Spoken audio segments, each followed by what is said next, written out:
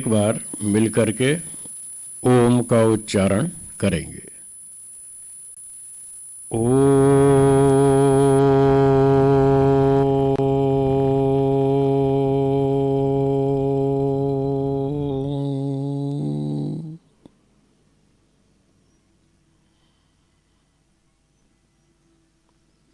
उपस्थित विद्वद्गण, धर्म प्रेमी सज्जनों, माताओं और बहनों,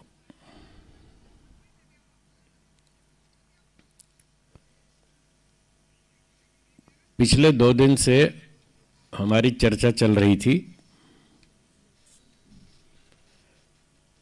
शारीरिक स्वास्थ्य के साथ साथ मानसिक स्वास्थ्य भी अच्छा होना चाहिए। आत्मा भी प्रसन्न होना चाहिए, मन भी प्रसन्न होना चाहिए, इंद्रियों पर भी नियंत्रण होना चाहिए और शरीर में कोई रोग ना हो, भूख अच्छी लगती हो, पाचन ठीक होता हो, वात पित्त कफ दोष सम अवस्था में हो, अग्नि भी सम हो।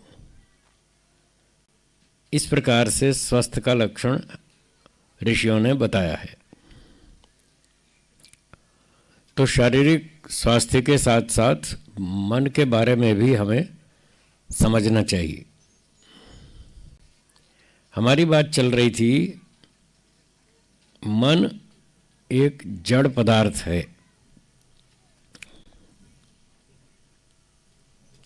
थोड़ा दोहरा लेंगे, क्या बोला मैंने? और आत्मा चेतन वस्तु है। हाँ, 2 तरह की वस्तुएं होती हैं, एक जड़ वस्तुएं, दूसरी चेतन वस्तुएं। इन दोनों का अंतर हमें पहचानना चाहिए। यदि हम जड़ वस्तु को भी पहचानेंगे और चेतन को भी, तो मन, बुद्धि, इंद्रियों, शरीर आदि पर नियंत्रण करना सरल होगा, जीवन जीना आसान हो जाएगा। इसलिए जड़ और चेतन का अंतर जरूर समझना चाहिए। आजकल के समय में लोग विज्ञान को बहुत अच्छा और ऊंचे स्तर का मानते हैं, वैज्ञानिकों को बहुत बुद्धिमान मानते हैं, उनको प्रामाणिक मानते हैं। कोई भी काम करना हो तो साइंस का प्रमाण देते हैं कि ये बात वैज्ञानिक रूप से सिद्ध है, ये वैज्ञानिक रूप से सत्य है, इसलिए इसको मानना चाहिए। इस तरह का माहौल, वातावरण चल रहा है।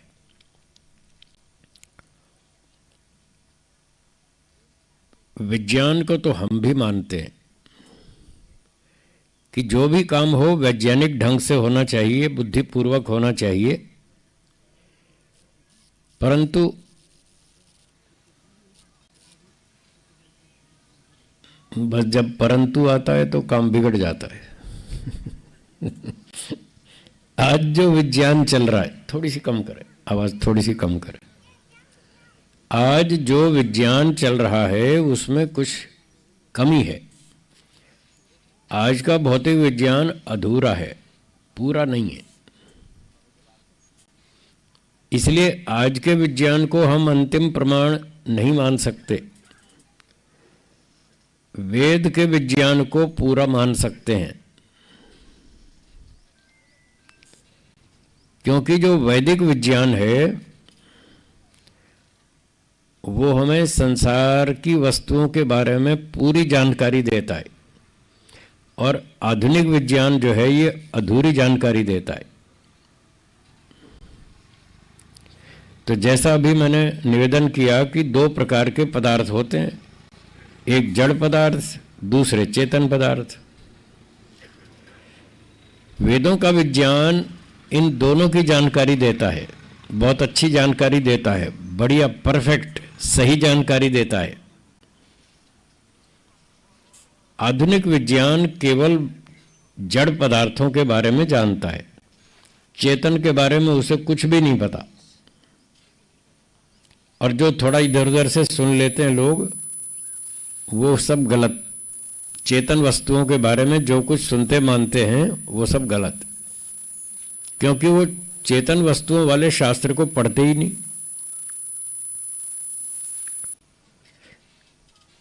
हम ऐसा मानते हैं कि वेदों का ज्ञान ईश्वर ने दिया। ईश्वर सर्वज्ञ है, उसे कोई भ्रांति नहीं है, किसी प्रकार की कोई भी भ्रांति नहीं है, कोई संशय नहीं है।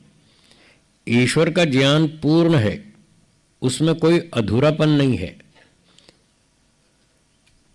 इसलिए वो विश्वसनीय है, उस पर विश्वास करना चाहिए। तो ईश्वर ने वेदों में बताया कि दो तरह के पदार्थ हैं, एक जड़ और दूसरे चेतन। जड़ चेतन का अंतर थोड़ा समझने का प्रयास करेंगे।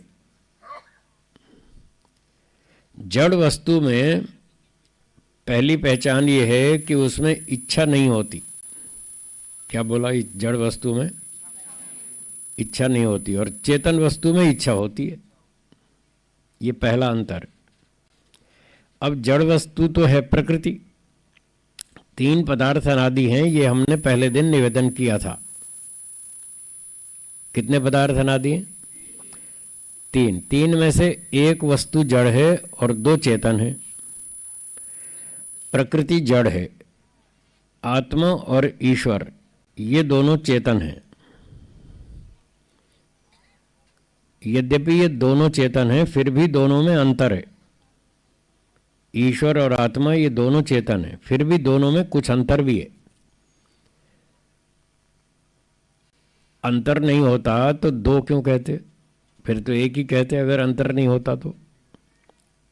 बस ऋषियों ने यही समझाया कि जहां आपको अंतर दिखाई दे, समझ लीजिए वहां पर एक वस्तु नहीं है, एक से अधिक है। तो ईश्वर और आत्मा दोनों पदार्थ चेतन है, फिर भी इनमें अंतर है। तो जड़ चेतन में अभी मैं ईश्वर को थोड़ा अलग रखता हूं, आत्मा और प्रकृति इन दो की बात करता हूं। आत्मा चेतन है, प्रकृति जड़ वस्तु है। इन दो का पहला अंतर है कि आत्मा के अंदर इच्छा होती है, जड़ वस्तु में इच्छा नहीं होती। प्रकृति और उससे बने सारे पदार्थ ये सब जड़ हैं, इनमें कोई इच्छा नहीं है। Scooter, car, computer, radio, television, मकान, मोटर गाड़ी, सोना, चांदी, लोहा, लकड़ी ये सब जड़ पदार्थ हैं, प्रकृति से बने हैं, इनमें कोई इच्छा नहीं है। क्या आपके अंदर इच्छा है? है। थोड़ी या ज्यादा? ज्यादा। यही तो गड़बड़ है। यही गड़बड़ है। जो ढेर सारी इच्छाएं पाल रखी है मन में, यही गड़बड़ है। ये जो इच्छाएं हैं ये क्या करती हैं? ये व्यक्ति को दुख देती हैं। इच्छाओं का एक विज्ञान है। क्या विज्ञान है?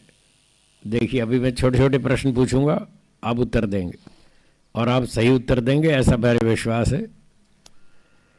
इच्छाओं को पूरा करने से इच्छाएं घटती हैं या बढ़ती हैं?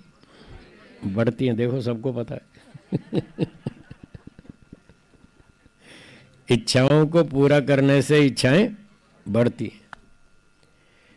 क्या किसी व्यक्ति की सारी इच्छाएं पूरी हो सकती हैं? ये भी आपको पता है। पूरी नहीं हो सकती। कुछ इच्छाएं तो पूरी हो जाती हैं और कुछ इच्छाएं पूरी नहीं हो पाती। जो इच्छाएं पूरी हो गई वो तो ठीक है, वो आपको सुख देंगी। पर जो इच्छाएं पूरी नहीं हो पाई वो सुख देंगी या दुख देंगी? हाँ, अब पता चला ये इच्छाएं क्या गड़बड़ करती हैं। ये गड़बड़ करती हैं, ये दुख देती हैं। सारी इच्छाएं पूरी नहीं होती किसी की भी। चपरासी से लेकर राष्ट्रपति तक किसी की भी सारी इच्छाएं पूरी नहीं होती। एक दिन तो मैंने प्रवचन में ये भी कह दिया कि ईश्वर की भी पूरी नहीं होती। एक आदमी भड़क गया ईश्वर की भी सारी इच्छाएं पूरी नहीं होती। एक व्यक्ति भड़क गया, आप क्या बोल रहे हैं, ईश्वर की इच्छा पूरी नहीं होती, ईश्वर तो सर्वशक्तिमान है, उसकी कैसे पूरी नहीं होती।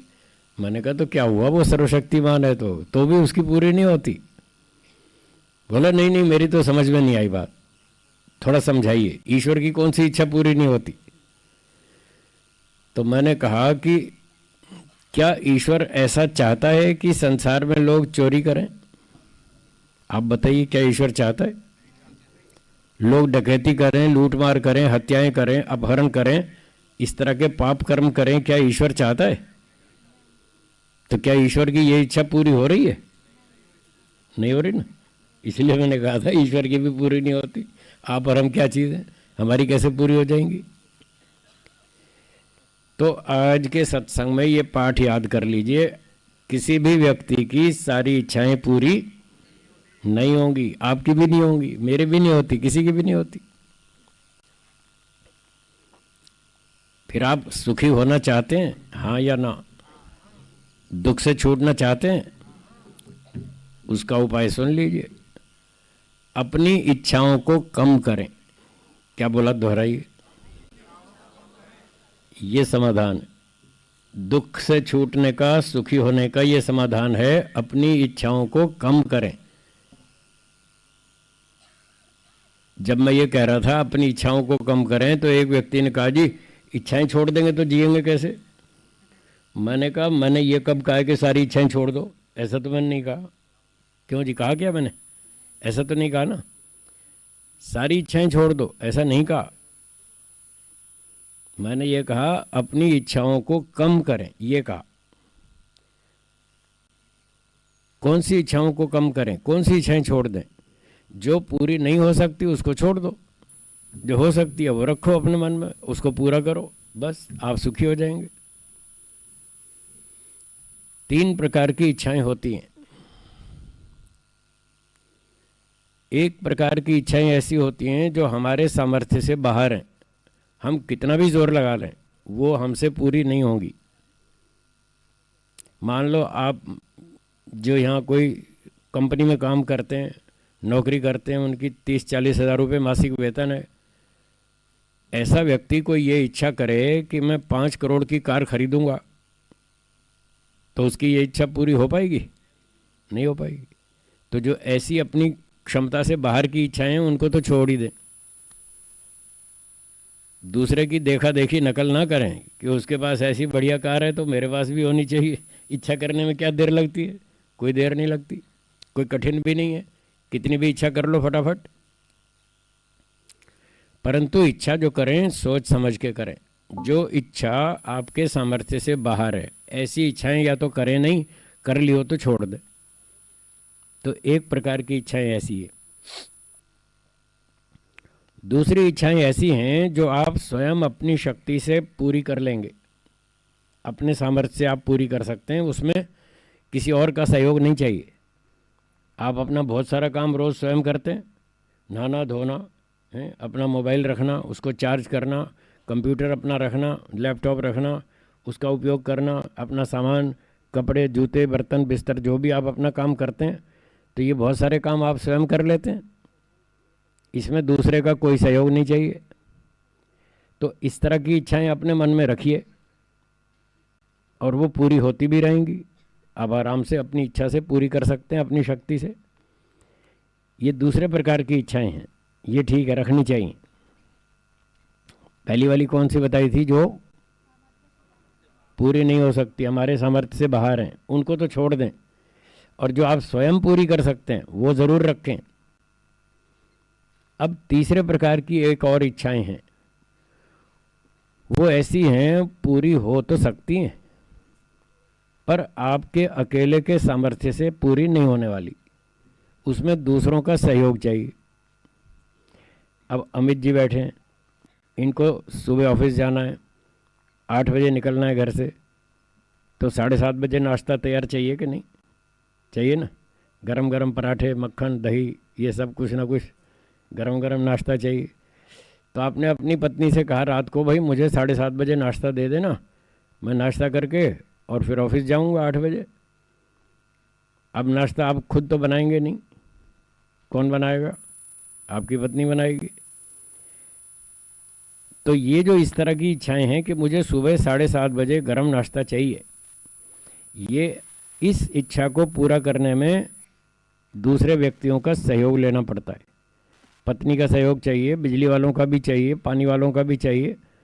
बिजली भी आती रहनी चाहिए, आपकी मोटर बंद हो गई तो क्या करेंगे? गैस का सिलेंडर भी ठीक हो, गैस भी ठीक हो, और सारे साधन वो सब ठीक ठाक होने चाहिए।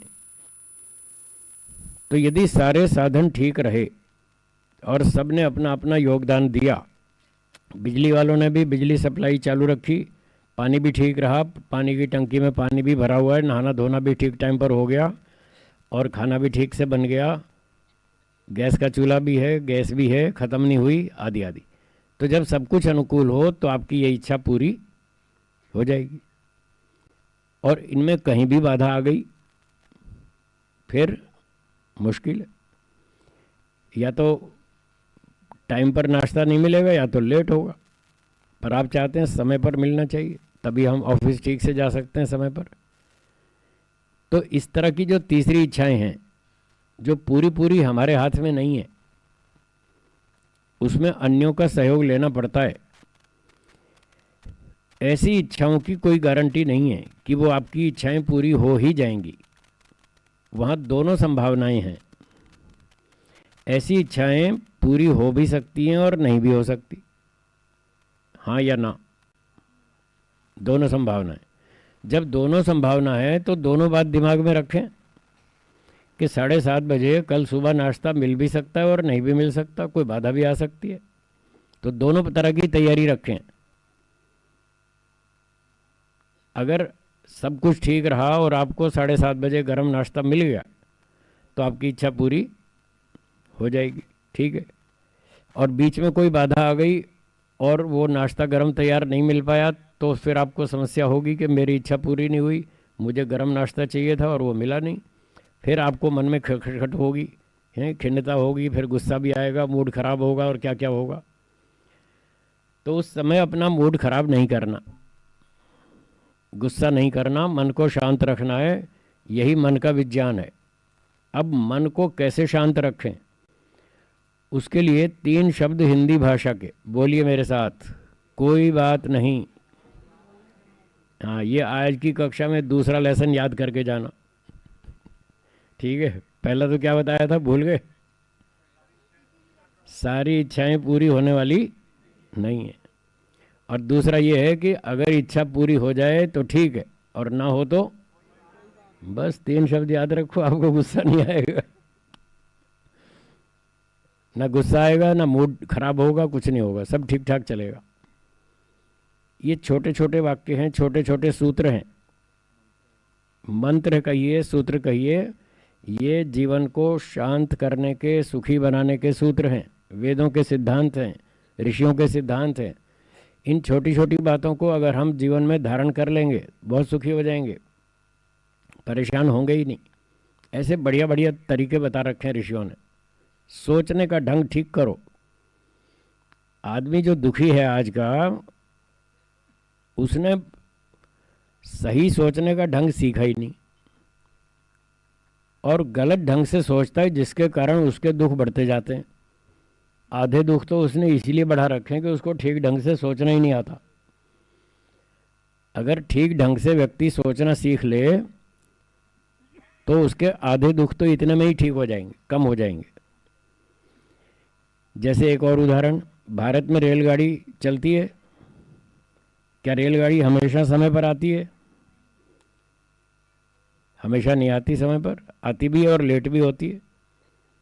अब लोग क्या समझते हैं, लोग ये मानते हैं कि रेलगाड़ी ठीक समय पर आएगी, 100% ठीक समय पर आएगी, ऐसा मान के चलते हैं। फिर जिस दिन लेट होती है फिर दुखी होते हैं, फिर गुस्सा करते हैं और फिर रेलवे को गाली देते हैं। भाई रेलवे को गाली देने से ट्रेन जल्दी आ जाएगी क्या? फिर क्यों दुखी हो रहे हैं? वो ट्रेन तो जब आएगी तब आएगी, जहाँ वो अटकी है, जो भी परिस्थिति है उसके हिसाब से आएगी। आप खामखा दुखी होकर गुस्सा कर रहे हैं, रेलवे को गाली दे रहे हैं।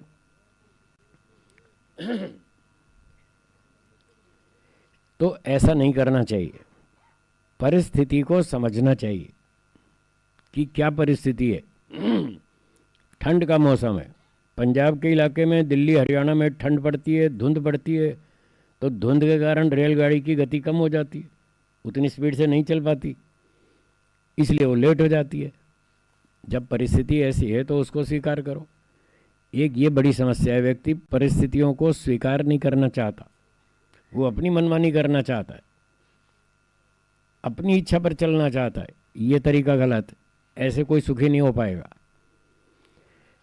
परिस्थितियों को स्वीकार करना सीखें, जैसी परिस्थिति हो वैसा स्वीकार करें और उसमें समायोजन करें, एडजस्ट करें। ठीक है भाई, धुंध है, रेल की गति कम हो गई, इसलिए रेल लेट आ रही है, कोई बात नहीं, बस वो 3 शब्द बोलो और कोई बात नहीं, समस्या ख़त्म।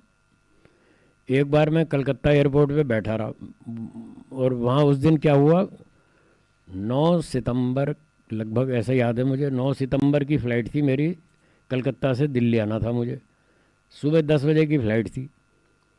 तो मैं अपना 8 बजे एयरपोर्ट पे पहुंच गया अपना नाश्ता वाश्ता लेके। तो वहाँ पहुंचा तो देखा वहाँ स्टेटस लिखा था फ़्लाइट 2 घंटा लेट।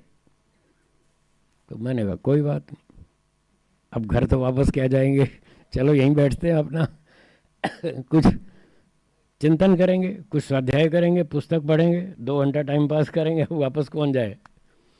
तो मैंने देखा 2 घंटा लेट है, मैं अपना बोर्डिंग पास लेके अंदर चला गया, अपना नाश्ता किया, बैठ गया, थोड़ा किताब पढ़ी, फिर देखा स्टेटस लिखा था 2 घंटा और लेट।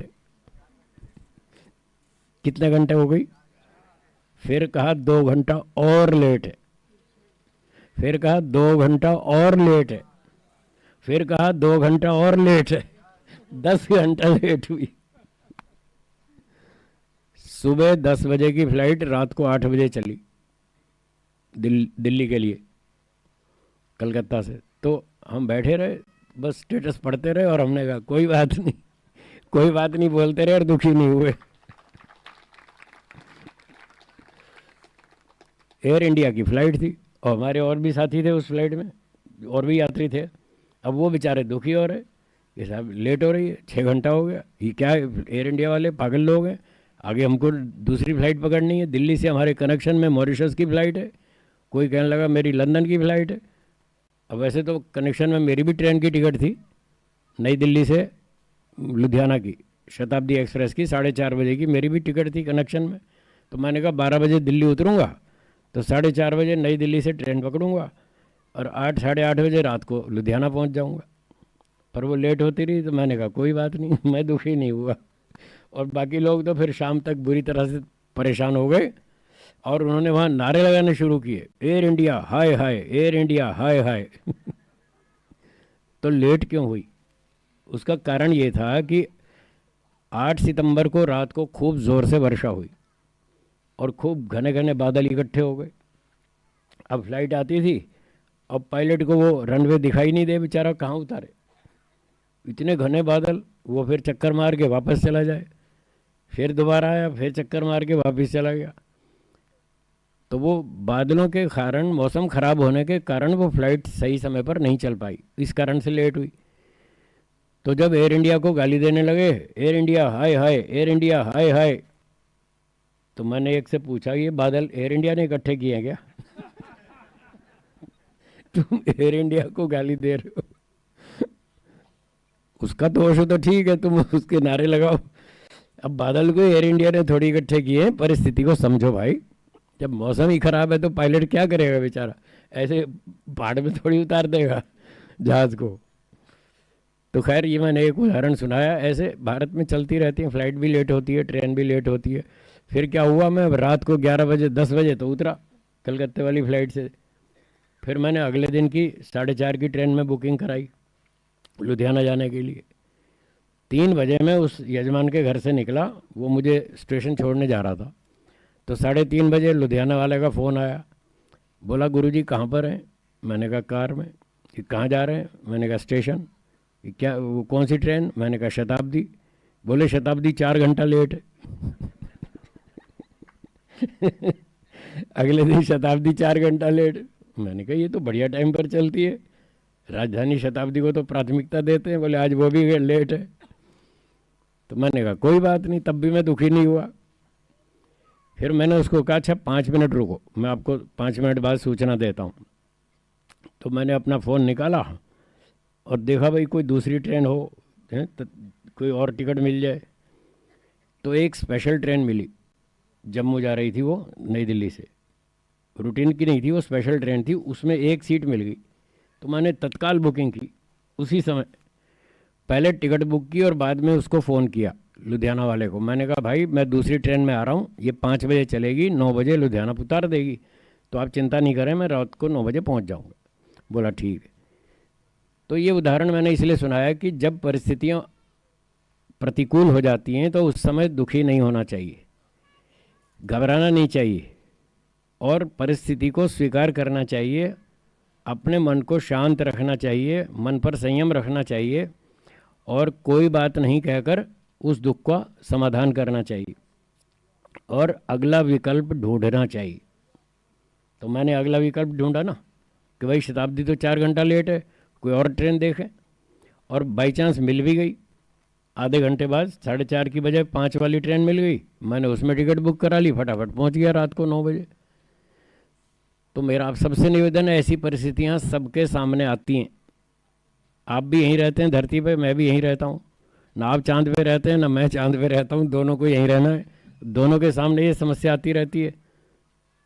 तो जब भी कोई समस्या आए तो उस समय घबराएं नहीं, चिंता ना करें, तनाव में नहीं आए, दुखी ना हो, परेशान ना हो, बल्कि मन को शांत रख करके अगला विकल्प सोचें कि अब और क्या ऑप्शन हो सकता है। ये तो समस्या हो गई सो हो गई, और रास्ता ढूंढो किस तरह से हम इससे बाहर निकलें। तो बस इतना ठीक ठाक सोच ले व्यक्ति तो बहुत सारे दुखों से, समस्याओं से बच सकता है और उसका मन प्रसन्न हो सकता है। अब इस मन की प्रसन्नता के लिए बताऊंगा आगे, थोड़ी बात वो बता दूं मैं, बात तो चल रही थी जड़ चेतन की विषय तो यहाँ से आरंभ किया था, चलिए इसको आगे बताता हूँ। तो पहली बात क्या बताई, जड़ और चेतन में पहला अंतर क्या है? जड़ वस्तु में इच्छा नहीं होती और चेतन आत्मा में इच्छा होती है। और हमने बहुत सारी इच्छाएं बढ़ा रखी हैं, तो उनका थोड़ा कंट्रोल करें, नियंत्रण करें, कुछ इच्छाओं को छोड़ दें जो अपने बस की नहीं है, कुछ तो हम पूरी कर लेंगे स्वयं, और जो तीसरी इच्छाएं हैं जो दूसरों के सहयोग पर आधारित हैं, उनके बारे में ये सोचें ये पूरी हो भी सकती हैं, नहीं भी हो सकती। यदि पूरी हो गई तो ठीक है, और नहीं हुई तो बस। कभी कभी भोजन में देर हो जाती है, खाना गैस ख़त्म हो गई तो गैस का सिलेंडर मंगाएंगे, फिर लगाएंगे, फिर 1 घंटा लेट हो गया भोजन। तो कभी कभी ऐसा हो जाता है, कभी लाइट चली गई, पानी चला ही नहीं, मोटर चली ही नहीं, पानी ऊपर टंकी में गया नहीं, तो फिर नहाने में पानी नहीं मिला, लेट हो गए, तो होता रहता है ऐसा। तो पानी भी देर से मिल सकता है, बिजली गायब हो सकती है, खाना नाश्ता देर से मिल सकता है। जब भी ऐसी परिस्थिति हो तो अपने 3 शब्द बोलें और प्रसन्न रहें, कोई बात नहीं। अब दूसरा अंतर है जड़ और चेतन आत्मा में। जड़ वस्तु में द्वेष नहीं होता। क्या बोला, दोहराइए? द्वेष, जेलसी, गुस्सा, ये चेतन आत्मा के लक्षण है। चेतन आत्मा में द्वेष होता है, वो गुस्सा करता है, झगड़ा करता है, कंपटीशन करता है, छीन झपट भी कर लेता है। ये चेतन आत्मा के लक्षण है। जड़ वस्तु ऐसा नहीं करती है। 2 कुत्तों के बीच में 1 रोटी डाल दीजिए और फिर देखिए तमाशा क्या होगा।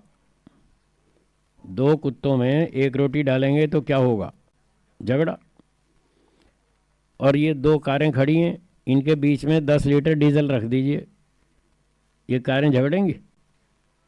नहीं झगड़ेंगी ना। क्यों? उनमें द्वेष नहीं है। कुत्तों में द्वेष है, इसलिए 2 कुत्ते लड़ेंगे आपस में, एक कहेगा मैं खाऊंगा, दूसरा कहेगा मैं खाऊंगा, वो छीना झपटी करेंगे। उनमें द्वेष है, लोभ है, इसलिए वो छीन झपट करते हैं। वो चेतन आत्मा है, कुत्ते के अंदर आत्मा है, उसके ये लक्षण है। कार में आत्मा नहीं है, इसलिए वो झगड़ा नहीं करती। आप 5 लीटर डीजल रख दीजिए, 10 लीटर रख दीजिए, वो कोई झगड़ा नहीं करेगी। तो जहाँ जहाँ आत्मा है वहाँ वहाँ द्वेष है, वो लोग झगड़े करते हैं। 2 कुत्ते लड़ेंगे, 2 बकरियां लड़ेंगी, 2 भैंसें लड़ेंगी, 2 गौएं लड़ेंगी, 2 मनुष्य भी लड़ रहे हैं आज। हाँ या ना? लड़ रहे हैं ना? अच्छा, ये पशु ज़्यादा लड़ रहे हैं आजकल या मनुष्य ज़्यादा लड़ रहे हैं? एक दिन मैंने एक सवाल पूछा, संसार में सबसे अच्छा प्राणी कौन? बोलिए। हाँ जी, हाँ बोलो ना, डरते क्यों हैं? खुल के बोलो। सबसे अच्छा प्राणी कौन और सबसे खराब प्राणी कौन? देखो, है ना अजीब बात। दो बिल्कुल उल्टे प्रश्न और दोनों का एक ही उत्तर है। कितनी विचित्र बात है। सबसे अच्छा प्राणी भी मनुष्य है और सबसे खराब प्राणी भी मनुष्य, और आप भी मनुष्य हैं, मैं भी मनुष्य हूँ, ये भी ध्यान रखिएगा। हैं, हम आप भी मनुष्य हैं। तो हमको ये सोचना है हम अच्छे वाले में जाएं या खराब वाले में, ये सोचना पड़ेगा। तो मनुष्य अच्छा क्यों है? उसका नक्शा डिजाइन सबसे अच्छा है, इसलिए अच्छा नहीं है। मनुष्यों से और ज़्यादा अच्छे अच्छे प्राणी और भी कई कई मिलते हैं। लोग कहते हैं देखो इसकी नाक कैसी है, तोते जैसी। इसका मतलब तोते की नाक ज़्यादा अच्छी होती है ना, तभी तोते की उपमा देते हैं। इसकी आवाज़ कैसी है, कोयल जैसी, मतलब कोयल की आवाज़ हमसे ज़्यादा अच्छी है। तो हमारा शक्ल नक्शा डिज़ाइन सबसे अच्छा है, इस कारण से मनुष्य अच्छा नहीं है। मनुष्य इसलिए अच्छा है कि वो अच्छे काम कर सकता है। हाँ या ना? जितने अच्छे काम मनुष्य कर सकता है और करता भी है, बहुत सारे मनुष्य अच्छे काम करते हैं, तो वो अच्छे काम करता है। जितने अच्छे काम मनुष्य करता है इतने अच्छे काम और कोई प्राणी नहीं कर सकता। इसलिए कर्मों की अच्छाई के कारण मनुष्य अच्छा है। और जितने खराब काम मनुष्य कर सकता है इतने खराब और कोई प्राणी कर सकता है? इतने खराब भी कोई नहीं कर सकता। वो जो अमेरिका में ट्विन टावर टूटा था ना, WTC, वर्ल्ड ट्रेड सेंटर का, जो 2 टावर थे टूट गए थे, वो किसने तोड़े थे? मनुष्यों ने या शेर भेड़ियों ने? तो देखो कितने खतरनाक काम करता है ये। तो सबसे खराब काम भी मनुष्य करता है। जब ये खराब काम करता है तब ये खराब प्राणी है, जब अच्छे काम करता है तो ये अच्छा प्राणी है। तो हमको ये भी सोचना है कि हम भी मनुष्य हैं, तो हम अच्छे वर्ग में जाएं या खराब वाले में? किस में जाना चाहिए? अच्छे वाले में। तो ये द्वेष जो है ना, ये समस्या है, इसको दूर करना है। द्वेष को दूर करना है तो हम अच्छे वाले में गिने जाएंगे। और द्वेष करेंगे, छीन झपट करेंगे, लड़ाई झगड़ा करेंगे, अन्याय करेंगे, तो फिर हम भी खराब वाली कैटेगरी में चले जाएंगे। है भले ही आत्मा में द्वेष, पर वो उसका कारण अविद्या है। हाँ जी, द्वेष का कारण क्या है? अविद्या है। अविद्या के कारण आत्मा में द्वेष उत्पन्न हो जाता है। वैसे द्वेष 2 तरह का है, एक स्वाभाविक और दूसरा नैमित्तिक। हाँ, पहला कौन सा और दूसरा नैमित्तिक? नैमित्तिक का अर्थ होता है किसी निमित्त से उत्पन्न होने वाला। निमित्त का अर्थ है कारण। तो जो नैमित्तिक द्वेष है वो किसी कारण से उत्पन्न होता है, और जो स्वाभाविक है उसका कोई कारण नहीं है। वो अनादिकाल से है, अनंत काल तक रहेगा, वो कभी नहीं हटता। शास्त्रों का ये नियम है कि जो किसी द्रव्य का स्वाभाविक गुण होता है वो सदा उसमें रहता है, उसको कभी छोड़ता नहीं है, इसलिए उसको स्वाभाविक कहते हैं। स्वभाव से ही है, हमेशा से ही है। तो ये जो द्वेष है ये आत्मा में दोनों तरह का है, कुछ स्वाभाविक द्वेष है, कुछ नैमित्तिक है। जो स्वाभाविक द्वेष है वो तो है दुख से। हाँ, किससे है? दुख से। दुख से द्वेष है, सबको द्वेष है, दुख नहीं चाहिए। द्वेष का मतलब नहीं चाहिए, द्वेष की परिभाषा ये है, जब आप कहते हैं ये चीज़ मुझे नहीं चाहिए, मुझे पसंद नहीं है, हटाओ इसको, इसका नाम है द्वेष। और जब आप कहते हैं हाँ ये पसंद है, ये अच्छा है, इसको आने दो, ये चाहिए, इसका नाम है इच्छा। ये इच्छा और द्वेष की परिभाषा है। फिर सुनिए, जब हम कहते हैं ये चीज़ मुझे चाहिए, जब कहते हैं चाहिए, इसका नाम है इच्छा। आपको भोजन चाहिए, हाँ या ना? भूख लगती है तो व्यक्ति कहता है मुझे भोजन चाहिए। अब प्यास लगती है तो पानी चाहिए। तो जो चीज़ चाहिए उसका नाम है इच्छा। और इससे द्वेष इससे उल्टा है, नहीं चाहिए। जब पेट भर के खाना खा लिया, अब आपको और रोटी चाहिए? नहीं चाहिए। तो जब आप कहते हैं नहीं चाहिए, ये द्वेष है। तो ये जो द्वेष है, एक द्वेष ऐसा है जो दुखदायक है, और दूसरा द्वेष ऐसा है जो दुख नहीं देता। पर वो द्वेष तो है वो भी, उसका स्वरूप यही है कि नहीं चाहिए, हटाओ इसको। तो आत्मा को जो द्वेष है, स्वाभाविक द्वेष है, वो है दुख से। वो दुख को पसंद नहीं करता है। क्या आप लोग पसंद करते हैं दुख को? दुख भोगना चाहते हैं? छूटना चाहते हैं? कितने परसेंट? 100%। 100 से नीचे कोई बात ही नहीं करता, सीधा ही 100%। संसार में जीते जी कोई व्यक्ति 100% दुख से छूट सकता है? नहीं छूट सकता। फिर भी हम छूटना चाहते हैं। चलो ठीक है, अब स्वभाव से ही हमारी इच्छा ऐसी है कि हमें दुख नहीं चाहिए, तो ये स्वाभाविक द्वेष है, हमें दुख नहीं चाहिए। और जो नैमित्तिक द्वेष है वो सदा से नहीं है, वो कभी किसी अविद्या के कारण से या और किसी कारण से उत्पन्न हो जाता है, फिर वो हट भी जाता है। जो चीज़ किसी कारण से उत्पन्न हो जाती है वो किसी कारण से हट भी जाती है, वो नैमित्तिक कहलाती है, निमित्त से, कारण से होने वाली। तो जो कारण से द्वेष होता है वो है जब कोई किसी व्यक्ति को दूसरा व्यक्ति धोखा देता है, तब उसको उससे द्वेष हो जाता है। झूठ बोलता है, मूर्ख बनाता है, धोखा देता है, पैसे छीन लेता है, जमीन छीन लेता है, अन्याय करता है, तब उससे उसको गुस्सा आता है और द्वेष हो जाता है, हाँ या ना? तो ये जो द्वेष हुआ ये तब हुआ जब उसने दूसरे को नुकसान किया। जब तक उसने नुकसान नहीं किया था तब तक कोई द्वेष नहीं था। जब नुकसान किया तब उस पर गुस्सा आया और उससे द्वेष हो गया। तो ये द्वेष तो हट जाएगा, ये नैमित्तिक है। और जो पहले वाला है वो स्वाभाविक है, वो नहीं हटेगा। कौन सा था स्वाभाविक? हाँ जी, हाँ, दुख से द्वेष है, वो स्वाभाविक है। ठीक है, तो वो तो मोक्ष में भी रहेगा, आज भी है। आप मोक्ष में चले जाएंगे तब आपको दुख भोगना है, देखो तब भी मना कर रहे हैं नहीं चाहिए। चाहे संसार में रहो चाहे मोक्ष में रहो, दुख तो कभी भी नहीं चाहिए, इसलिए वो स्वाभाविक है। तो आत्मा में ये द्वेष नाम की एक पहचान है। कभी स्वाभाविक तो रहता ही रहता है, कभी कभी नैमित्तिक भी हो जाता है, और फिर उसको हटाएं तो हट भी जाता है।